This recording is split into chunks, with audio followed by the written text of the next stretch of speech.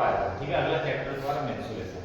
अब मेंसुरेशन में क्या होता है, कई आकृति पढ़नी होती है, जैसे बेलन है, गोला है, शंकु है, ठीक है। तो पहली आकृति की बात करता हूँ, किसकी, बेलन की। एक हालांकि इसमें घन भी होता है, तो यहाँ पर सबसे पहले, और एक बंद होता है, सर्व भी जानते होगा, और बंद इस टाइप का होता है, बताओ।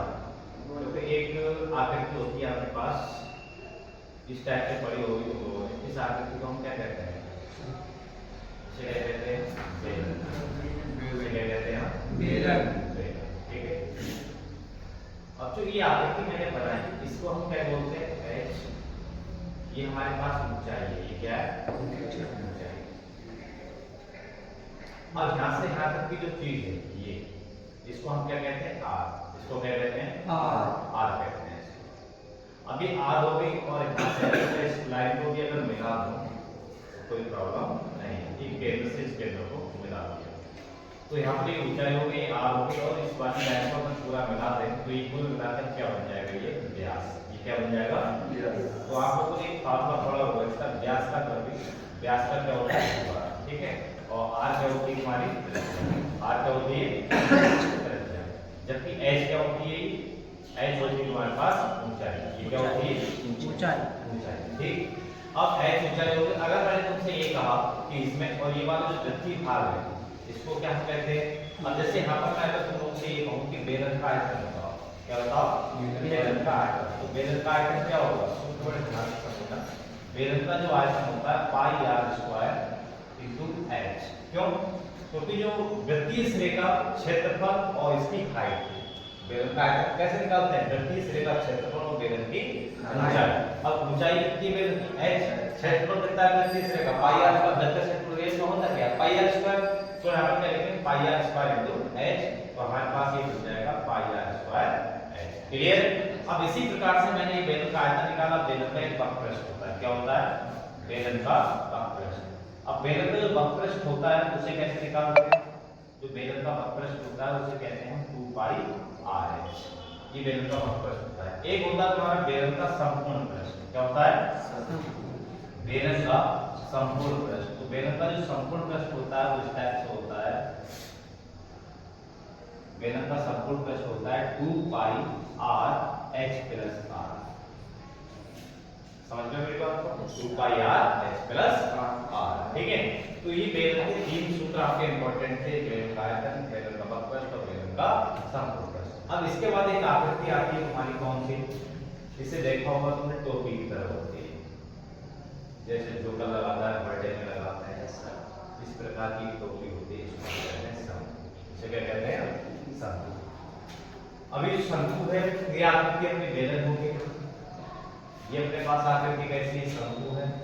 अब इस शंकु को देखो, ये वाली ऊंचाई है, हालांकि ये भी ऊंचाई है और ये भी ऊंचाई है, पर इस ऊंचाई और इस ऊंचाई में फर्क है। ये वाली ऊंचाई तिरछी है और ये ऊंचाई आपकी सीधी सीधी है, तो इस ऊंचाई को हम बोलते हैं एल, इसको बोलते हैं सीधी सीधी ऊंचाई।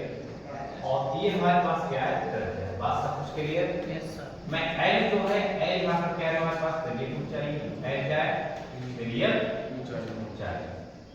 एक बात को याद रखना, एच क्या है, सिंपल ऊंचाई, वो मैं बता चुका हूं, इसे लिखने की जरूरत नहीं है। आर क्या है, त्रिज्या। क्लियर। अब कभी कभार मुझे दिखाने को आता है, जैसे कभी कभार आता है कि अगर मेरे को ये हाइट पता है, ये वाली पता है, मेरे को ये निकालना है, तो इसका निकालने के सूत्र क्या होगा, तो एक फार्मूला होता है त्रिज्या ऊंचाई निकालने का, कि एल स्क्वायर बराबर H square plus R square. अगर तुम्हारे पास दो ऊंचाइयां पता है, ये चीज पता है, ये पता है, ये निकालना हो तो एल स्क्वायर बराबर H square plus R square लगा दो। क्लियर। अब इसके बाद यहाँ पर एक चीज क्या होती है, शंकु का आयतन। क्या होता है, शंकु का आयतन। अब शंकु का आयतन क्या होता है, शंकु का आयतन होता है हमारे पास 1/3 पाई आर स्क्वायर, ये शंकु का आयतन, ठीक है। अब इसके बाद आता है शंकु का वक्रपृष्ठ। क्या आता है, शंकु का वक्रपृष्ठ। तो शंकु का जो वक्रपृष्ठ का जो फार्मूला होता है वो क्या होता है, शंकु का जो वक्रपृष्ठ होता है पाई आर एल, पाई आर एल। अब इसके बाद एक फार्मूला आता है शंकु का संपूर्ण पृष्ठ। क्या आता है, शंकु का संपूर्ण पृष्ठ। तो इसे हम कैसे निकालेंगे, शंकु का जो संपूर्ण पृष्ठ का जो फार्मूला होता है वो होता है पाई आर एल प्लस आर। कोई दिक्कत नहीं होनी चाहिए, ठीक है। अब इसके बाद एक नेक्स्ट डायग्राम आपका बचा, कौन सा, एक तुमने इस टाइप का देखा होगा, क्या लिखा होगा? गोला। ठीक है, गोला जो होता है, अब इस गोले के भी भाग तो होते हैं। अब गोले के कौन से भाग होते हैं? गोला भी दो टाइप का होता है, एक गोला होता है और एक अर्धगोला होता है। एक क्या होता है? अर्धगोला। और अर्धगोला तुम्हारा कुछ इस टाइप से होगा, ये आपका बन जाएगा अर्धगोला। ठीक है, और यहाँ पर देखिए ये आपका गोला बना और ये क्या है तुम्हारे पास? अर्धगोला बना। इनके भी अपने अपने फार्मूले होते हैं। जैसे यहाँ पर गोले का जो आयतन होता है, क्या होता है? गोले का जो आयतन होता है, गोले का आयतन होता है तुम्हारा 4/3 पाई r क्यूब। अब इसी प्रकार इसकी भी बात करते हैं, तो इसका जो गोले का आयतन होता है वो क्या होता है? जिसे हम बोलते हैं अर्धगोला। इसे क्या बोलते हैं? अर्धगोला। तो इसका आयतन क्या होता है? अर्धगोले का जो आयतन होता है क्या होता है? 2/3 पाई r क्यूब। क्लियर? अब इसके बाद बात करते हैं किसी गोले का वक्रपृष्ठ। एक आता है हमारे पास गोले का। अब गोले का जो वक्रपृष्ठ होता है उसका हम कैसे करके निकालेंगे? गोले का जो वक्रपृष्ठ होता है इसका फार्मूला होता है 4 पाई r स्क्वायर। अब इसी के बाद आता है हमारे पास अर्धगोला। तो अर्धगोले का क्या होता है बताओ? 2 पाई r स्क्वायर। अर्धगोले का वक्रपृष्ठ का जो फार्मूला होता है वो इस टाइप से होता है कि 2 पाई r स्क्वायर। ठीक है, अब मैं यदि गोले का वक्रपृष्ठ हो गया, अर्धगोले का वक्रपृष्ठ हो गया, ठीक है, मैंने यहाँ पर समकोण बता दी, बेलनी बता दी। एक चीज और रहेगी, घन और घनाभ। क्या रहेगी? घन और घनाभ। अब घनाभ किस टाइप की आकृति होती है? घनाभ को भी देख लो। घनाभ जो आकृति होती है वो इस टाइप की होती है।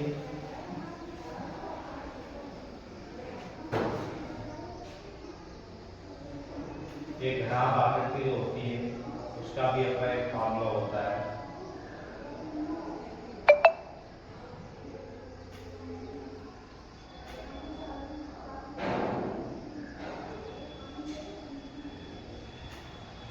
ये होता है घनाभ। समझ रहे हो इस बात को?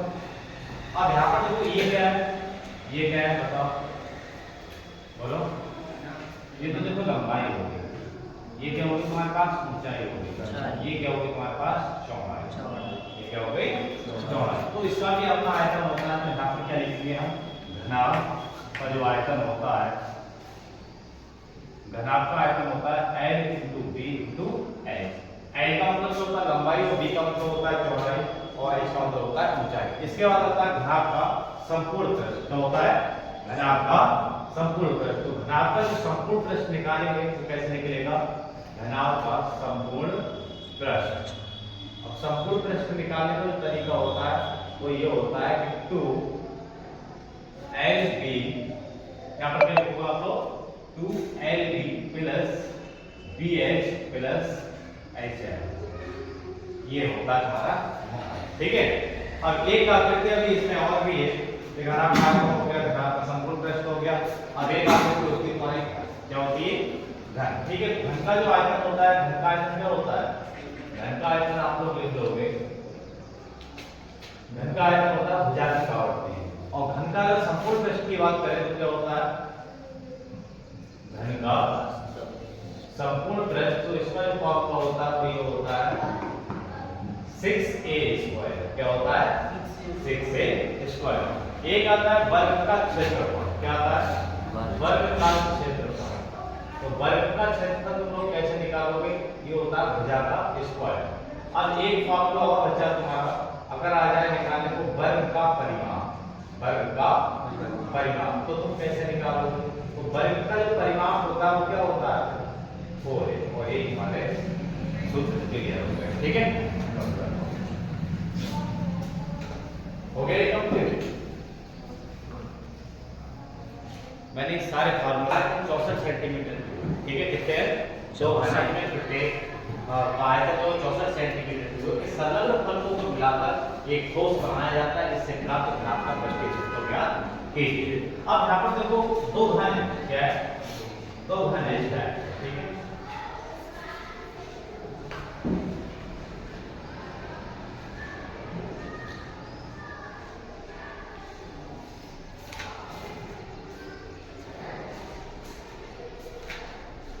एक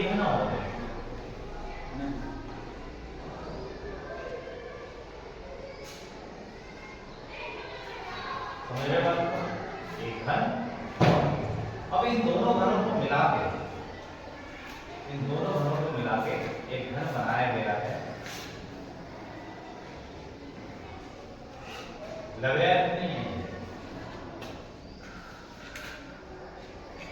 इन दोनों को मिला के क्या बनाया गया? ये घन बनाया गया।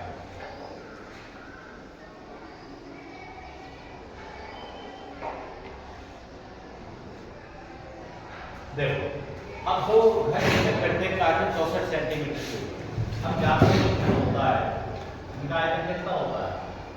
अभी अभी बोल के पाया मैंने कुछ देखो ध्यान से, इनका आयतन होगा 10 पावर, जबकि यहाँ का आयतन कितना है? 64 सेंटीमीटर कितना है?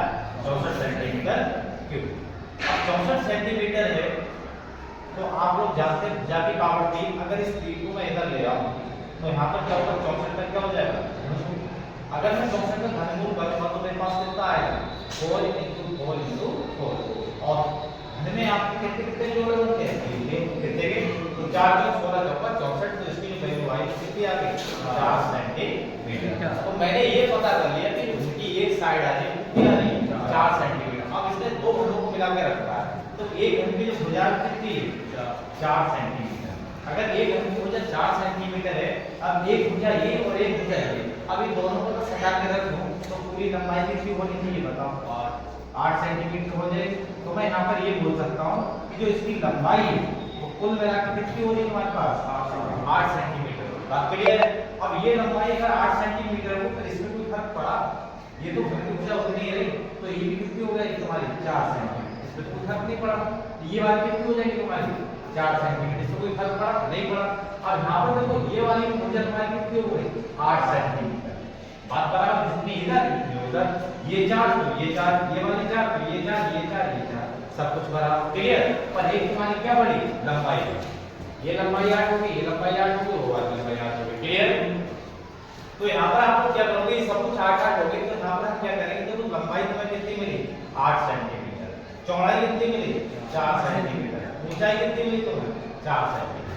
अब यहाँ पर देखो अब हमने क्वेश्चन बना के तैयार किया कि दो संलग्न फलकों को मिलाकर एक ठोस बनाया जाता है, इससे प्राप्त घनाभ का प्रतिशत। याद कीजिए अब ये दो घन मिला के हमारा क्या बना है? घनाभ बना। अब जो घनाभ का जो पृष्ठीय क्षेत्रफल होता है तो यहाँ पर आप लोग जानते हैं, अभी मैंने फार्मूला लिखवाया था, घनाभ का पृष्ठीय क्षेत्रफल का फार्मूला क्या होता था? घनाभ का पृष्ठीय क्षेत्रफल का जो फार्मूला होता है वो होता है 2LB + BH और प्लस क्या होता है? HH। यही तो फार्मूला लिखवाया था, याद है? अब घनाभ के लिए यहाँ पर आप लोग क्या करोगे? सब वैल्यू पुट करोगे। देखो एंगुलर कितनी है हमारे पास में? एंगुलर कितनी होगी? 8 सेंटीमीटर इनटू बी की कितनी है अपने पास में? 4। बी की 4 सेंटीमीटर। बी कितनी है? फिर से 4। एच कितनी है? 4। एच कितनी है? 4 और लंबाई कितनी हो गई? 8। सब वैल्यू पुट कर दे। अब इसके बाद तुम्हें सॉल्व करना है। तो देखो 8 चौक 32, 4 चौक 16, 4 थे 32, इन सबको ऐड करो कितना हो रहा है?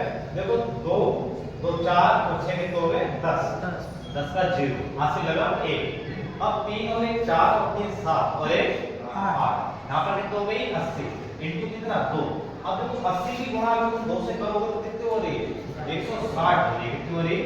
तो हम इसे कह सकते हैं इसका जो क्षेत्रफल आ रहा है वो 160 सेंटीमीटर स्क्वायर आ रहा है। ठीक है, ये हमारा बरोबर।